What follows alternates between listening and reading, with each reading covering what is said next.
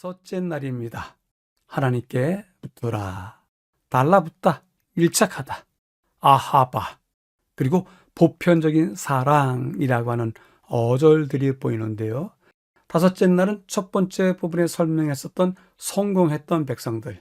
그러나 두 번째 부분에 설명했던 성공한 백성들이라도 진노를 당할 것이라고 하는 두 이야기를 합쳐서 어떠한 길을 가야 될지에 대해서 설명하기를 하나님께 붙으라라고 하는 교훈으로서 마지막 정리하고 있는 듯 싶습니다. 본문을 확인하겠습니다. 이스라엘이 우상 숭배의 유혹과 하나님의 진노를 피할 수 있는 유일한 방법은 언약에 하지 말라는 명령을 계속 생각하는 것이 아닙니다. 자기가 어떤 의식을 가지고 일관되게 주님께 대한 충성을 기르는 것입니다. 하지 말라라고 하는 강요적인 부정적인 명령을 생각하지 마십시오. 오히려 우리가 의식을 가지고 어떤 생각을 가지고 뚜렷한 목적이 있는 생각을 가지고 일관되게 주님께 대한 충성을 기르는 것입니다. 주님께 달라붙다 밀착하다라고 하는 말이 신명기서 4장 4절에 나와 있는데요. 와크라고 합니다. 이것은 남편과 아내 사이에 결혼 약속에 쓰인 단어이고 나오미에게 보인 룻의 충성을 묘사할 때 다바크라고 하는 단어를 사용했습니다. 그런데 여호수아가 이스라엘은 한 민족으로서 이런 신실함을 오늘날까지 나타냈다고 평가합니다. 매우 좋은 평가였습니다. 이렇게 하나님에 대해서 붙어 있는 것, 그것이 우리 삶의 첫 번째 좌우명이 되어야 되지 않을까 생각이 듭니다.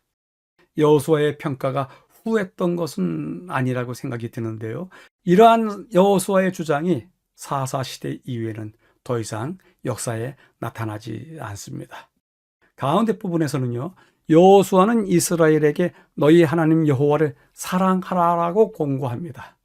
사랑은 강요할 수 없고 강요한다면 본질적으로 사랑이 아닙니다. 그렇다면 어떤 의미에서 사랑을 명령할 수가 있을까요? 이스라엘 백성이 언약의 축복을 계속 누리기 위해서는 하나님께 충성해야 합니다. 여호수아는 너희는 스스로 매우 조심하라고 하면서 특별히 이것을 강조하는데요. 아하바라고 하는 단어를 사용합니다. 아하바라고 하는 단어의 뜻이 사랑하라인데요. 이 사랑하라 아하바는 우정으로서의 결속, 그리고 성적인 친밀과 모성의 낭만적인 사랑의 그 친밀감, 그리고 하나님에 대한 충성 등의 다양한 인간 감정을 의미할 때 사용하는데요. 바로 이러한 입장에서 하나님을 사랑하라라고 명령할 수가 있는 것입니다. 우리가 만약 하나님에 대한 사랑을 그분에 대한 의도적인 충성과 헌신으로 이해할 수 있다고 하면 사랑의 진정한 본질을 훼손하지 않은 채 명령할 수가 있는 것입니다. 성경의 땅 탐사를 위해서 이스라엘을 가고 특별히 예루살렘을 방문했을 때 놀랬던 것이 하나 있습니다. 예루살렘에 가면 유명한 예루살렘 박물관이 있는데요.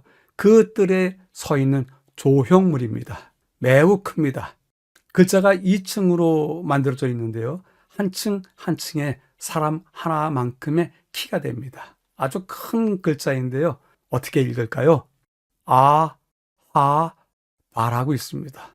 그렇게 율법주의적인 백성이라고 알고 있는 이스라엘 백성들에게 예루살렘 한가운데 그들의 중요한 역사적인 유물들을 품고 있는 그 박물관 한가운데 사랑하라라고 하는 아하바가 세워져 있습니다.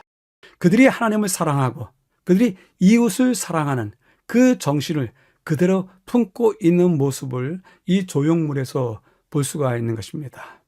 그들은 이야기를 합니다. 하나님을 사랑하는 것이 이웃을 사랑하는 것이고 이웃을 사랑하는 것이 하나님을 사랑하는 것이다. 그리고 한 발 더 나갑니다. 하나님을 사랑하는 것이 율법을 사랑하는 것이고 율법을 사랑하는 것이 여호와를 사랑하는 것이라 라고 가르치고 있습니다. 사랑하라라고 하는 말씀을 마음에 새길 만큼 커다란 조형물을 보게 된 것은 큰 충격이라고 생각이 듭니다. 마지막 부분에서는요, 하나님은 항상 당신의 계명에 대한 순종이 당신이 그들에게 베푸신 놀라운 자비와 사랑에 근거한 그분과의 개인적인 관계에서 비롯되기를 바라셨습니다. 하나님을 사랑하라는 명령은 상호적이지만 대칭적이지는 않는 하나님의 사랑의 본질을 보여줍니다. 이 말의 뜻은 무엇입니까? 하나님을 사랑하는 명령은 상호적이지만 대칭적이지는 않다. 그 얘기는 하나님을 인간을 사랑하고 인간은 하나님을 사랑해야 됩니다. 그러나 대칭적이지는 않다고요. 하나님이 사랑하지만 언제든지 인간이 하나님을 사랑하는 것은 아니라고요. 그것이 대칭적이지 않다는 뜻입니다. 인간은 하나님을 배신할 수 있다는 것입니다. 때문에 하나님의 사랑의 본질이 더욱더 잘 드러나게 됩니다. 하나님은 당신의 사랑에 화답하는 모든 사람과 친밀하고 인격적인 관계를 맺기 원하십니다. 모든 사람을 향한 그분의 보편적인 사랑은 우리로 하여금 자발적이고 상호적인 사랑을 나타낼 수 있도록 기회를 만들어 주십니다. 교훈은 다음과 같이 이야기합니다. 천사들은 하나님 앞에 겸손히 행하는 사람들을 돕고 보호한다. 우리 주께서는 당신을 의지하는 사람을 결코 실망시키지 않으실 것이다. 당신의 자녀들이 악으로부터 보호를 받기 위하여 당신께 가까이 나아갈 때에 동정과 사랑으로 그들을 위하여 원수를 대적할 깃발을 높이 드신다. 주께서는 그들은 내 것이니 그들을 해하지 말라. 내가 그들을 내 손바닥에 새겨놓으라고 말씀하신다 전하고 있습니다. 다섯째 날을 요약해 보겠습니다. 하나님께 붙으라라고 하는 제목으로서요.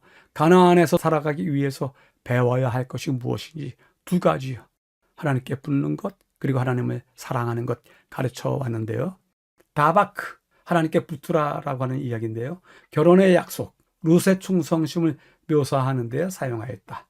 아하바, 우정의 결속, 친밀감, 충성 등등을 나타내는 인간의 감정을 의미하는데 그것이 하나님께 그러할 것이다. 마침내 하나님의 보편적인 사랑이 우리로 하여금 자발적으로 그리고 상호적인 사랑을 만들어준다라고 하는 것을 이야기를 해왔습니다. 질문해 봅니다. 하나님을 향한 충성심과 친밀감, 그것을 어느 정도까지 설명할 수 있는지요? 내가 내 아이를 사랑하는 것으로 설명할 수 있는지, 또한 친구를 사랑할 수 있는 것으로 설명할 수 있는지, 아니면 그것들로는 설명할 수 없는 그 어떤 것으로 설명할 수 있는지요? 여러분들의 고백을 듣고 싶습니다.